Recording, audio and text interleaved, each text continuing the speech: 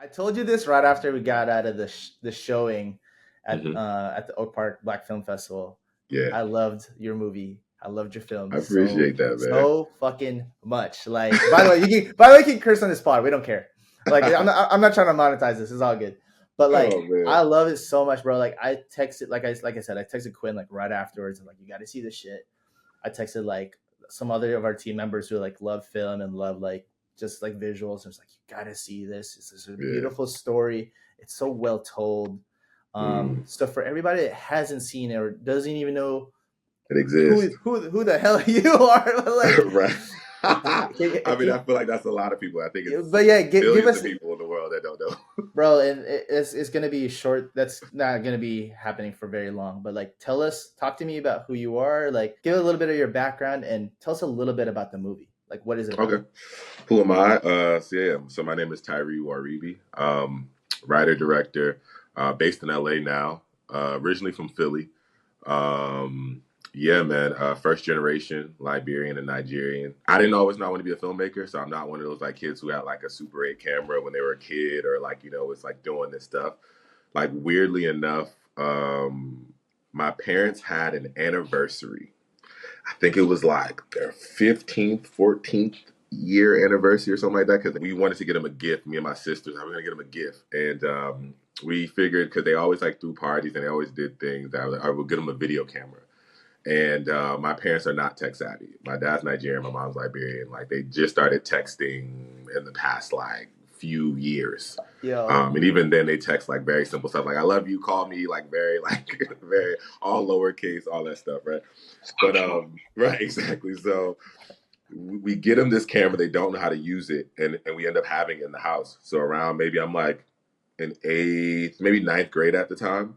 The camera's in the house, and when it rains and we can't go outside, I can't go play basketball. Me and my sisters like chill in the crib, or my cousins over. We like do skits or just record random stuff, like doing pranks. Like this, like back. This is like peak like Jackass era, all that stuff. So like we're like just in the house recording stupidity, doing our own like mock versions of like Making the Band and other like reality yes. shows, and doing like fake commercials. And at that point I didn't think I wanted to be a filmmaker, just something to pass the time so I could go outside. And so when I couldn't go outside, and then when the sun came out, I went to go play basketball.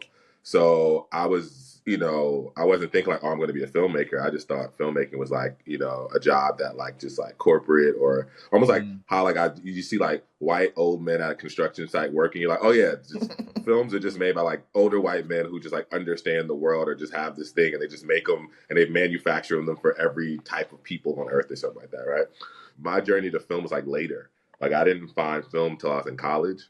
My junior year, instead of like studying abroad and going to like Ghana or like Italy or like Barcelona, I Mm. went to NYU for a semester and studied film.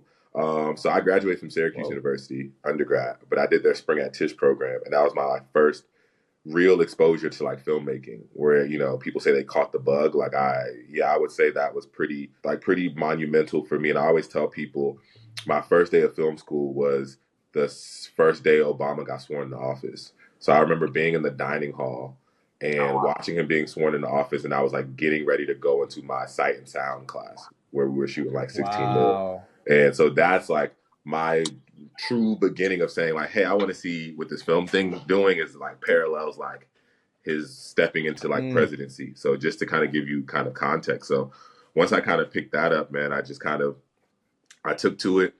I just kept trying to make as much. And I think for a long time it was kind of like an insecurity, because you're like all the kids that already knew they wanted to do films, like, oh my God, they're so much better than me. I have to like catch up, right? It's almost like running track and being like, oh man, I'm already lapped. How do I catch up? How do I actually try to get like, get around and catch up? Like the race is still going, but I'm like 18 laps behind on a 72 lap race. Like how can I, make up time, or, stuff like that. So for me, I was like absorbing as much as possible, like self-taught. Like after that one semester, I like caught the bug and kept going and kept going and kept going and kept going. I was trying to make films like as much as possible. Like I think I made like, I want to say I shot almost everything for my classmates while I was at NYU, because I just wanted to like, because for a short period of time I thought I was a DP.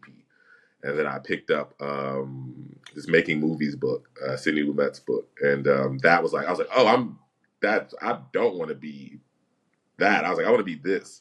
I want to be like I want to be not the smartest person in the room and learn at every single turn from every single person Mm. I come in contact with. And this feels like the most exciting thing to do with my time if I have to do a job or I have to do something that, whatever, because I love learning. Even though I didn't really care for school, but I loved like learning and acquiring knowledge. So like that felt like it kind of set it off. So long story short, I take kind of that journey once I graduate from Syracuse, and I'm just like in New York and kind of doing the whole, struggling artist thing. And then I find a director that I, work under and kind of, soak up some game. And then after a while, freelancing as a director for like maybe like 3 or 4 years. And then I was like, yo, I want to do narrative. Like this is kind of not Mm. quite hitting. And then I make a pivot and I apply to grad school and then go to AFI to study directing. And everyone thinks I'm insane because like you're already getting paid to direct. And I'm like, well, I'm not doing the thing I want to do.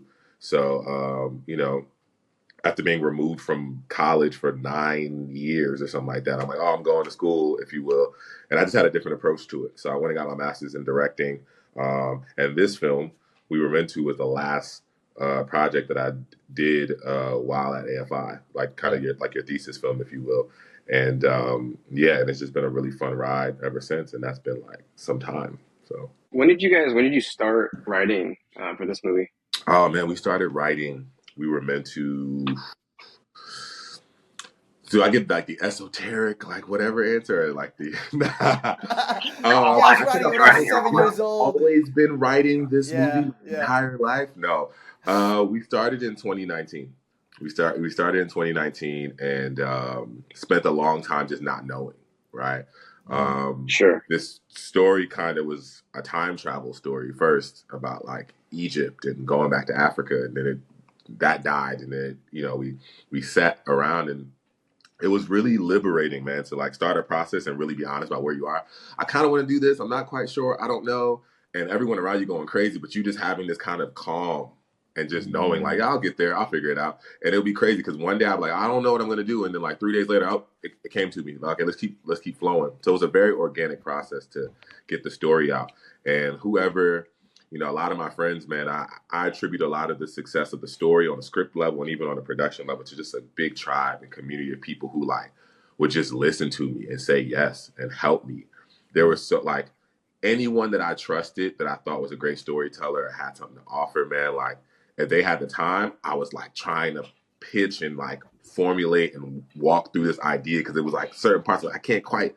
And I remember there were like 3 or so pivotal conversations that just changed the entire trajectory of this story, and it kind of finally clicked. And then I was able to like kind of run and come to my co-writer and be like, yo, da, da, da, da. And she was like, wait, what did I was like, I don't know. It's just like, this is it. I think this is it. Like, let's go. Like this, fills this in. But it was such a collaborative effort, man. I think a lot of times when you're making stuff, people are like, oh, it's your brilliance. I was like, I think the brilliant people know how to let other people in and absorb some of their brilliance so you can actually articulate the thing that you're trying to do. Like, I don't think you get to any of these places that are worth getting to as like this like self-made thing. So for me, it was we started in 2019, and before the pandemic, the script was set, and then we sat in the pandemic like we all did, and I reworked one scene because I was just home and I got to like improv and act it out in my living room, and I had a little bit of a breakthrough. It was like the second father and son scene.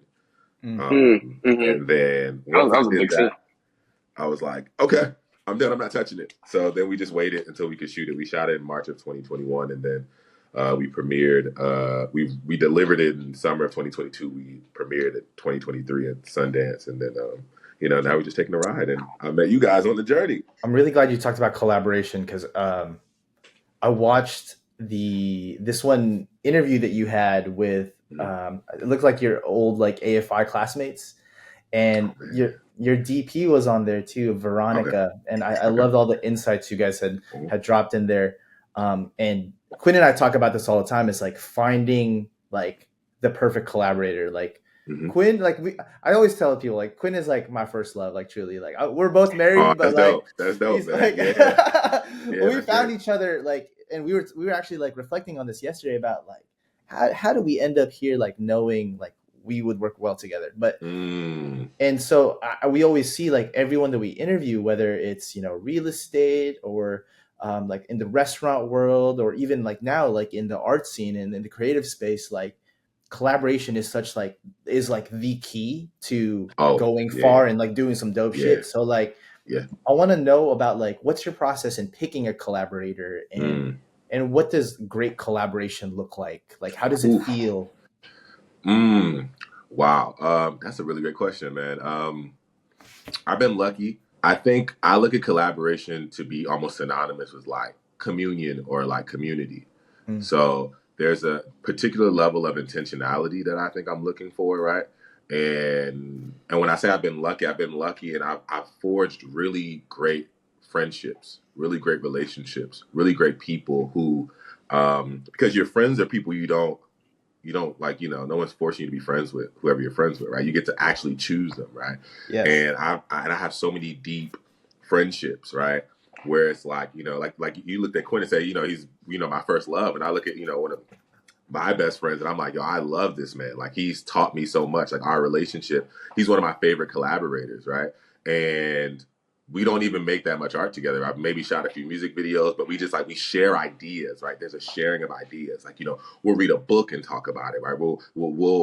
An album will come out and we'll carve out time to talk about our experience and listening to this album individually and collectively, right? We're always in collaboration. So when I think about what I get to do for a living as a filmmaker and hiring and meeting people and trying to figure out who's going to be my DP and who's going to be my editor or the producer on this project or a production designer, I'm looking for people who have a sameness, right? Who walk through life with a certain level of intentionality, who, if left alone to their own devices, are just trying to get better, right? Just trying to be better human beings, trying to be better people at their craft, right? Because I think when those things are aligned, then you don't really bump into a lot of things that are like superficial or kind of counterintuitive, right? There's not much ego in the room, right? When you come into a space with a collaborator, a person who's moving through life with a certain level of intentionality, right? A certain level of like commitment to growth and self, right?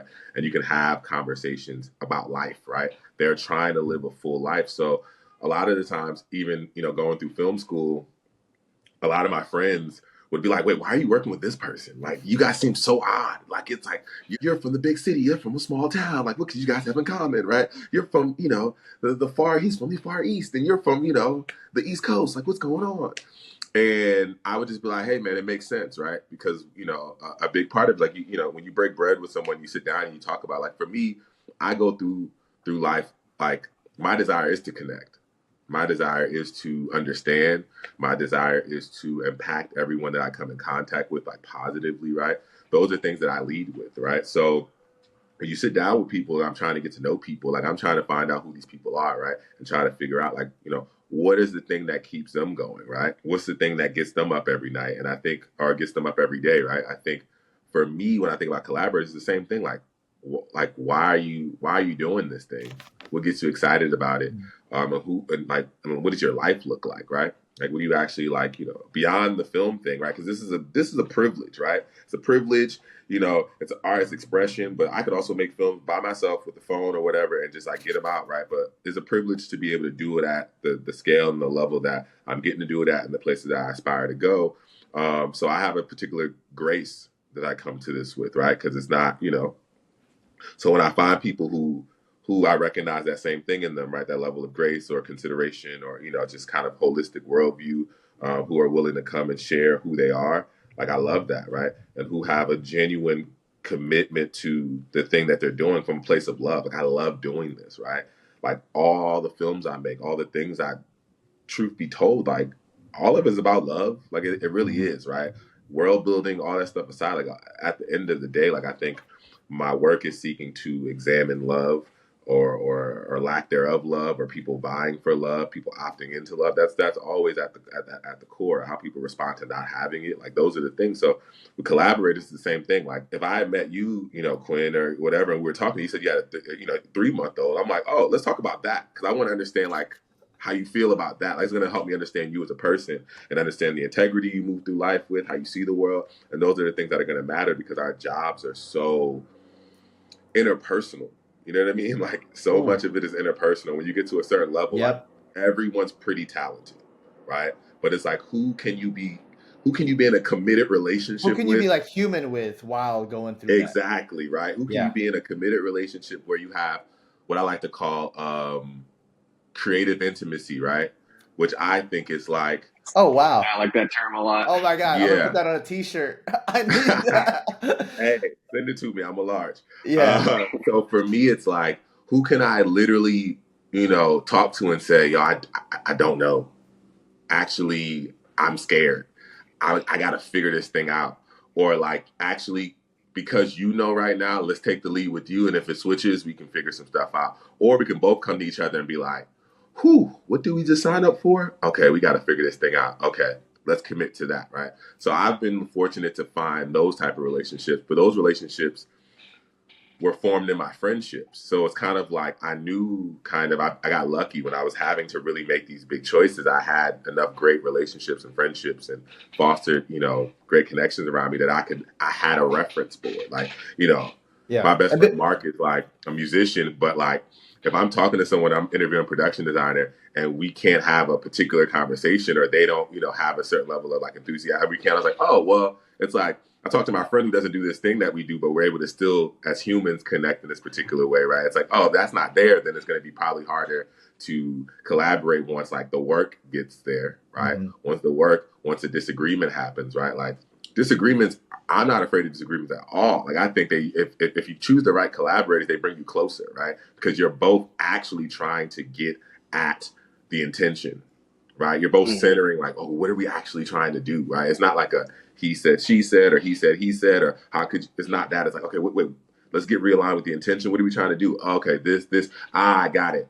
That was the misstep. That was I didn't mean that. Okay, got it. So that stuff, like, I love that stuff. I know when I've chosen the right collaborator because when there is a disagreement or a misunderstanding or whatever, first I have the energy to communicate through it. But then usually what ends up happening is like, there's a hug, there's some type of reassuring experience after. They're like, oh my God, I was thinking this. I'm so happy we talked about this. I'm so relieved. Or, oh my God, like, oh, I love you even more. You're amazing. I thought it was this and I was scared. I thought this. I was like, oh, I thought you were upset or this. And I was like, like, oh my God. You know what I'm saying? So all those revelations are tall tale signs that you've chosen the right people to, work with.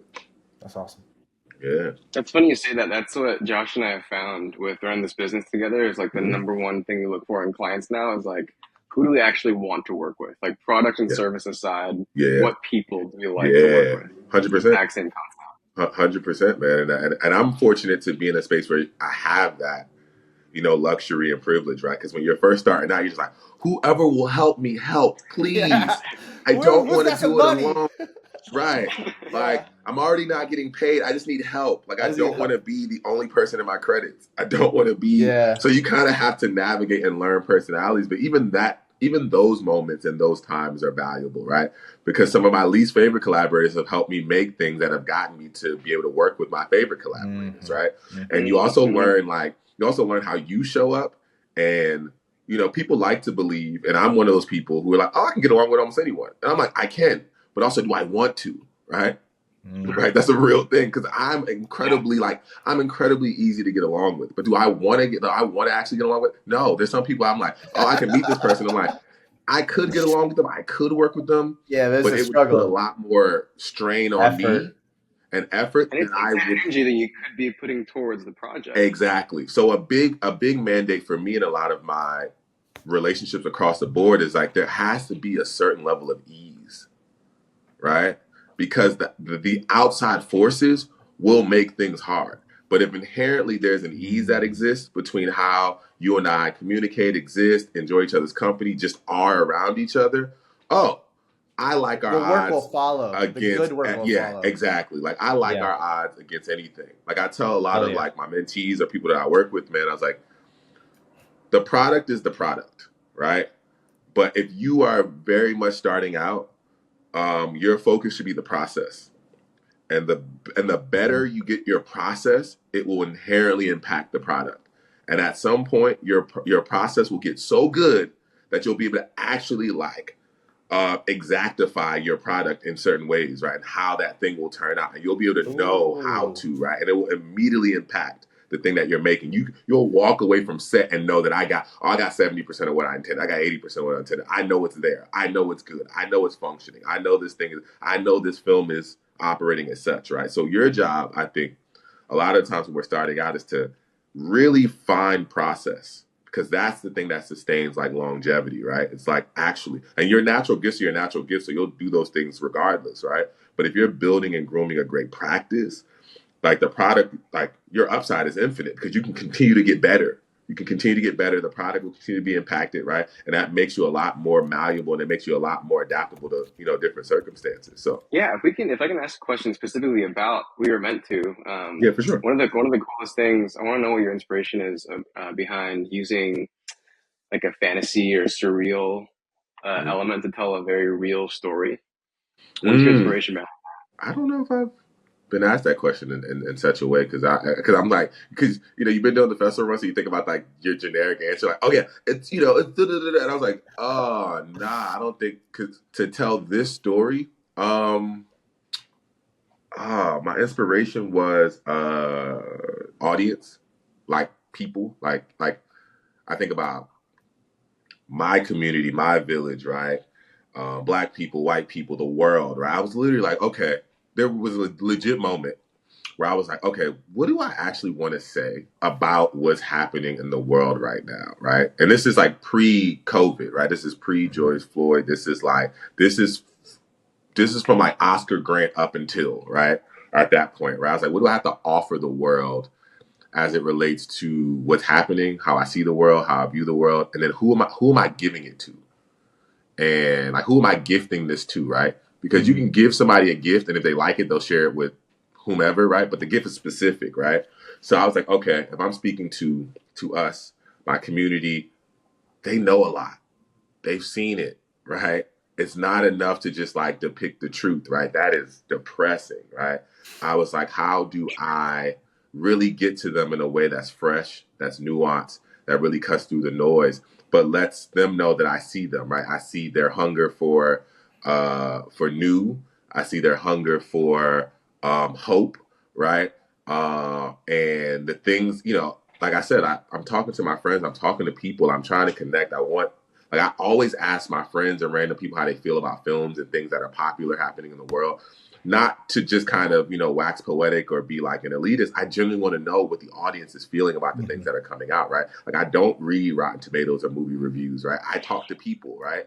Because I'm just like, okay, I'm making films for people, for the world. So I'm trying to be in touch with like the zeitgeist, or just have a pulse on like the people around me or my immediate community, or even, you know, the internet makes, you know, where I can reach out to friends who are in like Italy or wherever. Like, how do you feel about this? How did this thing respond to you? Or like, how is this like, we love this over here. How do you feel about this? Right. So for me, when I was considering audience, man, I just knew, I was like, man, all the people that I know that are Black, that watch movies and stuff, have such an imaginative mind and such a high, like, taste level.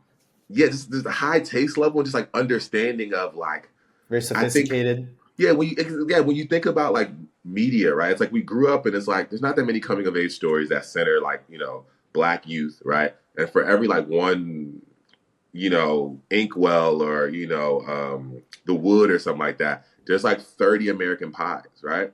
So yeah, when you think about an audience, when I thought about my initial and specific audience, it was like, well, they have a deep ability to empathize with other experiences that aren't theirs, right?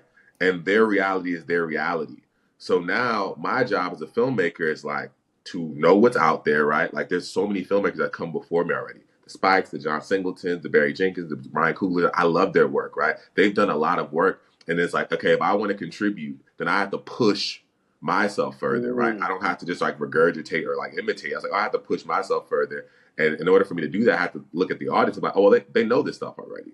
And but they have a hunger to see Blackness like in a reimagined way, right? They have a hunger to see their existence humanized in a different way, right? Like I know a lot of Black people who love fantasy. I know a lot of Black people who want to just escape from the ordinary world. So it's like, okay, I think I can try. I think I can try to figure that out and see if I can do something that contributes and does that. So that's where it kind of came from. And it took time, right?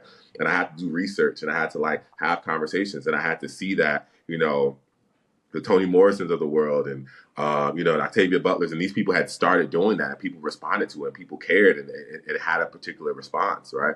And then folklore, I think, is in me, just being like a first generation West African kid, right? But the stories that my parents, right, my grandmother would tell me stories, right? It was in me, so it was like, it wasn't like, I always tell people, man, like, the wings of it all and all that stuff conceptually wasn't that hard. It was actually like that stuff. I'm strange in that way. Like I could just off the top of my head could come up with something, eclectic or, left to center or whatever you want to call it, right? It was actually once I had gotten that and realized that I was telling an allegory and that I had to get really real and honest, the fantasy came with reimagining myself at 16 or 17, right? And how I would act in a real emotionally charged situation, right? And giving these characters like a deep humanity, right? It was harder. It was more challenging and also rewarding to write like the scenes of like, I would never walk into a pet store with the girl that I had a crush on and hide the food to get her attention. I was too shy at 16 or 17, right? I was like, I would have just came in, got my things and been like, bye. Like maybe we should like hang out soon or something. That would have been big to say bye. Exactly. It would have been big. I'd have been like, no, she checked me out. It would have, you know what I mean? So for him being this precocious and being this kind of like, willing, I was like, yeah, that was like that to me was the fantasy. I got to embellish it a little bit like, yeah, that's how I would have done it. Like, well, what I know now, you know what I'm saying? Like, of living on Earth 30 plus years, I'm like, oh yeah, I know. Yeah, this is how I would do it. Yeah, that's really clever. That's a clever kid. I was like, Akil's good, man. He's like, that was not me at all. Like that stuff is more like fantastic. You know what I mean?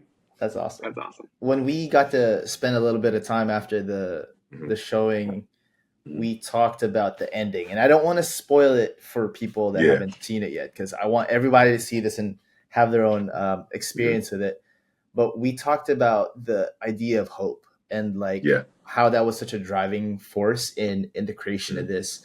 With everything going on in the world, both like, like nationally, but also internationally, and just like pure fucking humanhood, like humankind just devolving into itself. What do you find that, like, as an artist, as a creative, that we have sort of like a responsibility to be a source of hope? Do you feel like there's any like correlation between what we do and hope at all? Like, do you feel like this responsibility, or is it just more of like an expression of what you're trying to communicate? Like, where do you see the responsibility as a creative in 2023?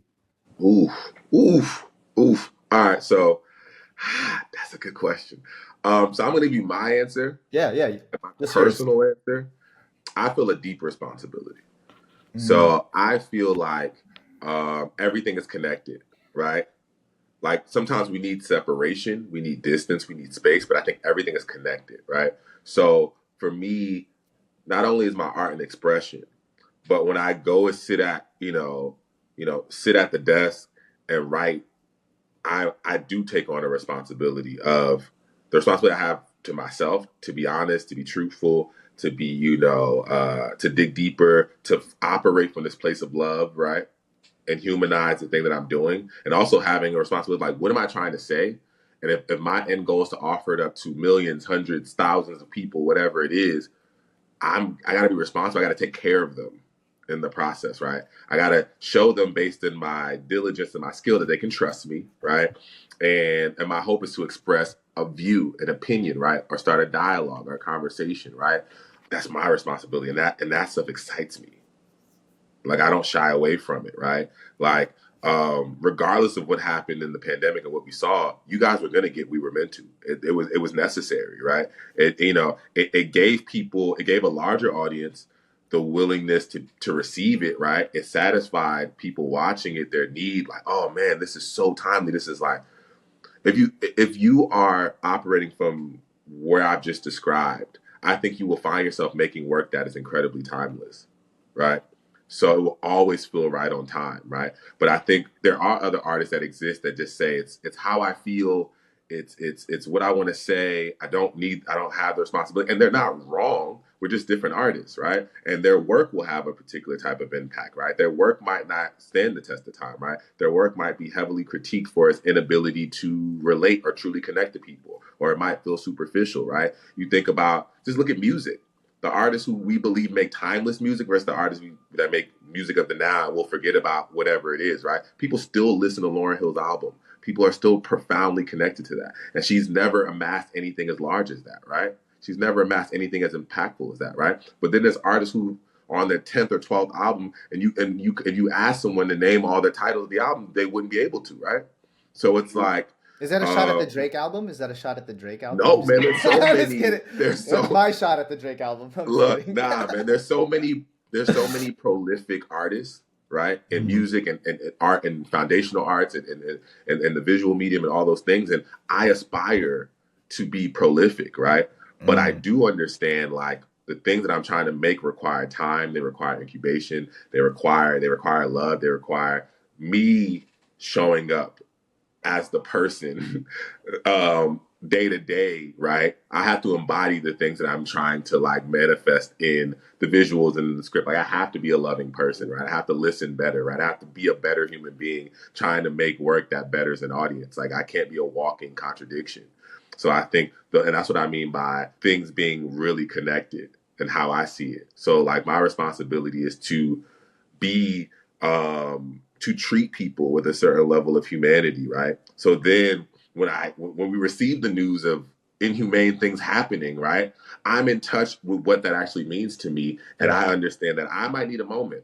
I might need some separation from that news because I understand what's happening at its core. And then I might sit down and be as an artist, like, oh, I'm about to make something. What do I want to say about humanity? What do I want to say about the world? What do I want to say about war? What do I want to say about genocide? What do I want to say about slavery? What do I want to say about systemic oppression? What do I want to say about food deserts, right? What do I want to say about different atrocities that impact people? And how do I want to give it to an audience in a way that is uplifting, entertaining, loving, that's challenging, that holds them accountable, that holds me accountable, all the different things, right? And I need to fuel myself. So I love when I watch art that does the same thing for me, right? Like I remember watching I May Destroy You. And man, after the second episode, I'll never forget this. It was pandemic, right? I'm like on the floor in my living room, like on like the carpet, like the rug, like watching it. And then the second episode ends and I go, oh my God. And everyone's like, what? I was like, yo, we're complacent in rape culture. I've never raped anyone, but our inability to actually like assess what's happening and actually see or actually have an opinion about something, right, makes you complicit, right? Or for you to not like honor this person or like take care or see this or draw attention to this or turn the other eye or assume this or do this, right? Or like negate this person's feelings or not do this. I'm like, oh, I can show up better in relationship to women. I can show up better in relationship to men and women because in that series you learn that like rape is not synonymous with the gender, but I can show up better in a way and I can also like do something from moment to moment to impact, right, that kind of narrative and that energy that exists. So for me, I do take on that responsibility as a human being, but also as an artist. So like, yeah, it's hand in hand and it doesn't feel like a burden. It does not feel like a burden. It feels like that's such a gift to be able to synthesize that and produce the work you're doing. Yeah, it does feel like a gift. It does feel like I get the chance to give. Like I do love giving. I feel like this is like what I feel called to do, but also I feel like it doesn't feel like a burden. It feels like a privilege and an honor. I got this one last question for you before we head out. First off, congratulations on getting into Sundance. I saw that was. The Sundance has such such weight. It's like damn, this dude's in Sundance. And I just recently watched the little feature that they did on their YouTube about you and the film. And you said something along the lines of like the movie's almost like a I'm like, I have no clue. It's all good. It's all good. But like you did say that you thought it was sort of like a love letter or just kind of like a message to your younger self, like the film, like We Were Meant To was like a letter to your younger self. If you did have, 16, 18-year-old you right in front of you right now, like came over for some coffee, just like, what was the biggest piece of advice you'd give them? I'm genuinely stumped because I'm like, I don't think it's as simple as like, you know, the kind of generic things. I think I would probably just do it. Yeah, like, nah, because I know who I was at 16, 17, 18. Like, I was going to do it. Like, at 17, I was a freshman in college. And for like a semester, no one even knew I was 17 because everyone I knew was like 18 or 19. I was like, wait. And someone found out, I was like, you're 17? They were like, I was like, yeah. I was like, wait, what did you get skipped? I was like, no, I think I just started school early. I'm just here. Yeah. So I was exposed to a lot, and I would just tell him that he was enough, right? Because I think for a long time, you let other people, you know, dictate your value, right? Society will dictate your value, right? The praise that you don't or do receive from like your parents or friends or peers, right, will dictate your value, right? You will find some of your identity and your ability to like to people please and make yourself useful, right? And I think I would tell him like, yo, I know this is weird that you're looking at the older version of you and, you know, not much has changed. You grew locks, but I would be like, you're enough. Like you actually are who I am now already. Like your journey is going to be really going inward and connecting to that, right? And holding on to that. And let love be the only thing that stares you, right? Because that is like anything else is not what you want, right? Anything that isn't that, right? Because I think love should be at the base level of everything that you experience or come in contact with. And when it doesn't feel like that, and you can trust your instincts, right? You can trust your instincts, you can trust your intuition, right? Your body knows. You can always trust that. Everything else, words are words, right? But like your body knows, you can trust your instincts. And yeah, and you have value. You have something to give the world. Like you actually are enough. Like you showing up wherever you show up is enough. Your presence is a present, right? Like that is the gift. I think that's what I would implore on him. Bro, I needed to hear that now. I needed to hear that today, bro. Like, what are you talking about? 18 years old? I needed that at 32, dude. Like, I'm just curious how you connected with Luke Tenney, because I know I watched Shrinking. He was in on Apple TV, and that was big. So man, how'd you connect Luke behind the cast? Man, Luke is first of all just the cast is just amazing human beings. I'm not. This is not even like I know directors get on Q&As and say, "Oh, just a wonderful." No, I genuinely like. I love everyone.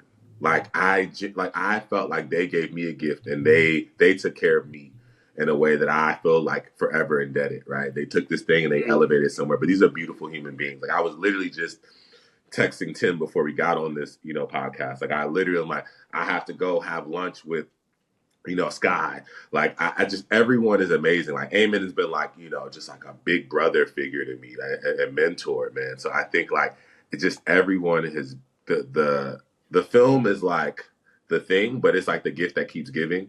And as it relates to cast and specifically to Luke, man, like, shout out to, Hannah Cooper, who was our casting director, and just an amazing human being who, looked at some young filmmakers and said, this script, who you guys are, after meeting you, is the type of stuff and type of people that I want to build with, regardless if you guys have any credits.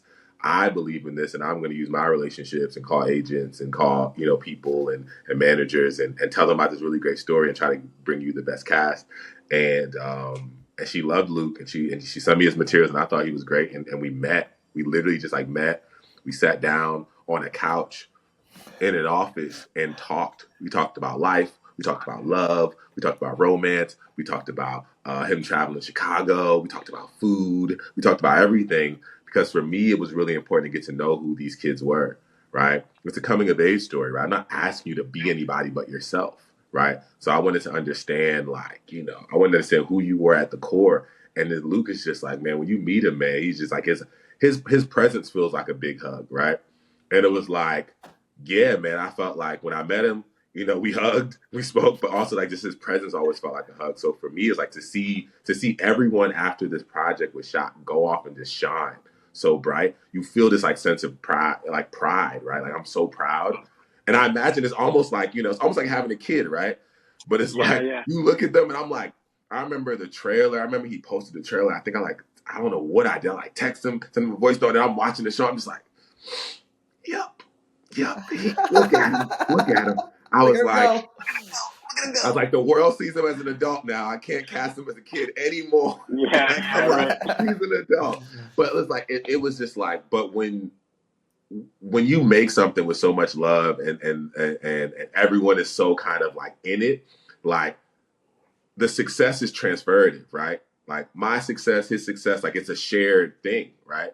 And I just feel so fortunate, man. And I feel like I had so many defining moments with everyone throughout the process. Like so many of my collaborators, oh man, if this isn't a tall tale sign or just something to hold on to like if you're doing the right thing, if you ever question Tyree whether or not you're supposed to be doing this thing and you're called to do this thing, like let that leave you. You know what I mean? Like the last day I walked off set, I said bye to everyone and hugged everyone. I remember I was walking to my car and we had shot in the projects and it was like super dark and everyone was like, I heard me go home. And I was like walking the slowest ever. And everyone was like, hurry up, get back. And I was like, I'm here, but I'm not here.